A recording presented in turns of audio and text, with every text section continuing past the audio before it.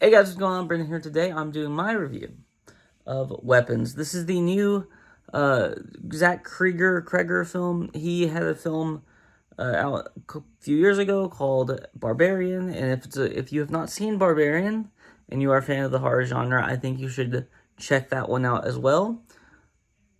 Weapons is a film with an incredible cast. This is my first really big positive. The cast is great here. Julia Gardner as kind of the lead.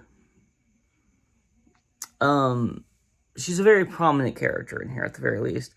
I don't know. This is very much an ensemble movie though. Um, and it tells the story of like six different characters all in one. It's like basically you go through like a day with a day or two with Julia Gardner, then you go the same day or two with another character, then the same day or two with another character, then the same day or two with another character, and so on and so forth until it all comes back together in the end. Very cool way of telling this story, and we also have Josh Brolin, who is just incredible. This is my first positive is the cast here. Josh Brolin, Benedict Wong, um, Austin Abrams, who is in Euphoria, as well as various other big names that you'll know. And I think that we might have some award contention in some of this. But that's not really a big deal for me because I don't care about the Oscars. But this film has a very stylized way that Zach Kreger decided to direct this, and even he wrote this as well. So very, very well done from a writing standpoint as well.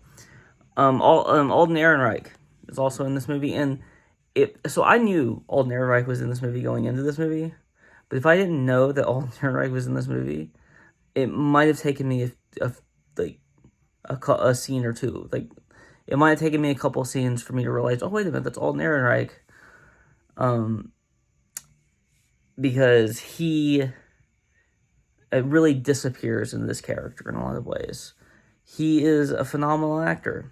He is great in everything, even when the movie around him is not great. Even that Han Solo movie that came out a few years ago, not a great film, but he is wonderful as Han Solo. He is great as Han Solo, even though the film around him not so great. There are a few mixed bags for me. This is not really a horror film. It's kind of, I mean, it is in a way, right? Like, the setup seems like a horror film, and even like, there's some horror elements here for sure. There's a couple jump scares, but this is not really a horror film. This is more of a thriller in a lot of ways. And how you enjoy all of the parts of this film is what will determine on how you will like the film as a whole. And this film, I loved most of this film. 95% of this film I loved. Maybe 90. Let's go 90. Just a little lower. About 90% of this film I really loved. But there are a couple of things that I didn't really enjoy with this film, or that were kind of mixed, and I'm not 100% sure if it's going to go in the positives or the negatives at the end of the day. This movie is kind of bookended with this monologue from this child, who I guess is supposed to be like one of the children that's, at the school. And if you've seen the trailer, you know exactly the monologue I'm talking about, with the opening monologue. That is literally how the movie opens. If you've seen the first trailer, you know how this movie opens. That voice in the trailer that you hear is giving an opening monologue. That is how this film opens. I did not watch very much of the promotion for this. I did watch that first trailer, and I will say that first trailer does not give away much. Not really. There's a couple things, but it didn't give away much. I didn't watch any of the other promotions, so I can't tell you about any of that. There is a scene in here that I've heard. I've heard that that there was something released for it. Like there was either it was in a trailer, or either a part of it was in a trailer, or a part of it was released, before the movie came out as like a promotion thing. If that's true, I really wish that scene wouldn't have been released at all, because it's a really good scene, and it's kind of a holy shit moment in the movie. So, just a small thing there, but like, who is this child? Because it's never really determined. I'm assuming it's definitely a child in the school, like a kid in the school, because she says as much. But it might not bother some people. It's probably not going to bother some people as much as it bothered me a little bit. I was just questioning it. But then we also get but that's like my main criticism of that, really. I feel like it's already 2 hours and like 8 minutes long the movie is, so it's like, I don't really think, it didn't bother me not seeing the inciting incident and just having it explained to me, basically. What's happening, explaining the setup.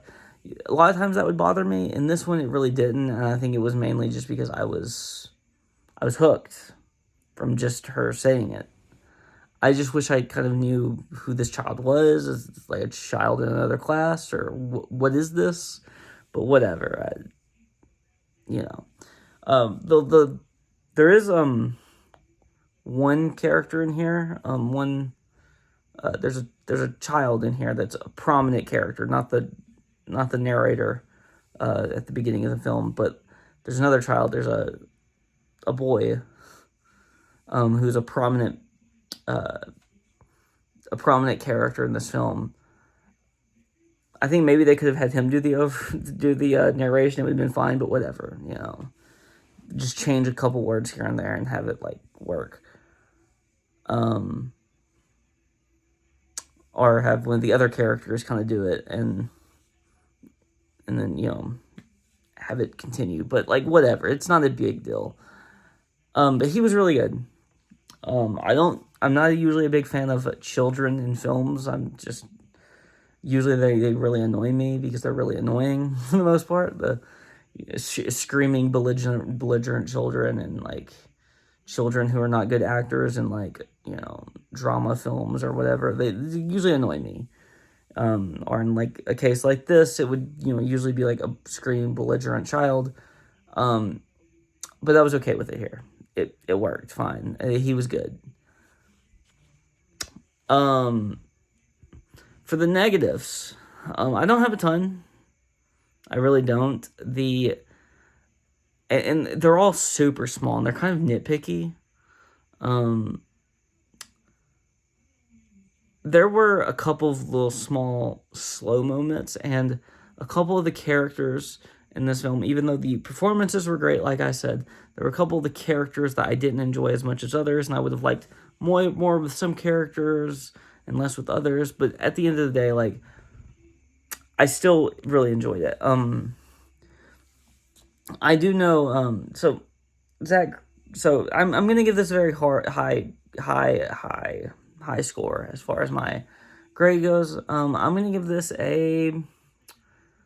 let's go 8.5 out of 10. It's very good.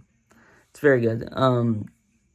Couple small minor things, small little nitpicks, but nothing major. And some of the nitpicks I can't even really talk about because they would go into spoiler territory, and this is a non-spoiler review for sure. But I do want to talk about Zach Krieger for a second. He is going to be doing a Resident Evil film. That's going to be his next film. I don't know when that's going to go into production, when it's going to be. I don't even know if it's cast all the way. I know that Austin Abrams is supposed to be in it, who's also in this movie. But I don't know if anybody else has been cast in that movie. But I am very interested in that film. And I wouldn't have said that about a Resident Evil film until now. Because he's doing it is the reason why I'm interested in it. But I just wish... I mean, he said that he's not having any of the characters from the game, which I think kind of defeats the purpose of calling it Resident Evil. Maybe, but we'll see. We'll see. I'm giving him some very good will because I love these two films. So I'm excited, but I'm cautiously optimistic for it. The other thing about it is I just wish that he was doing like something besides a property that we already know. I want him to do more original. He's done 2 original films now. He has 2 original films that were very good under his belt. That's what he has so far. I wish he would just continue doing original things. But, I'm going to be excited about what we see next from him, regardless of whether it's, based on something, a reboot or remake, or a sequel, or based on a video game in this case, or even, technically a reboot as well. I'm cautiously optimistic. I'm excited to see what he does next. I'm just a little, about it. But whatever. That's all I have to say about this. Please like, comment, and subscribe. Peace out.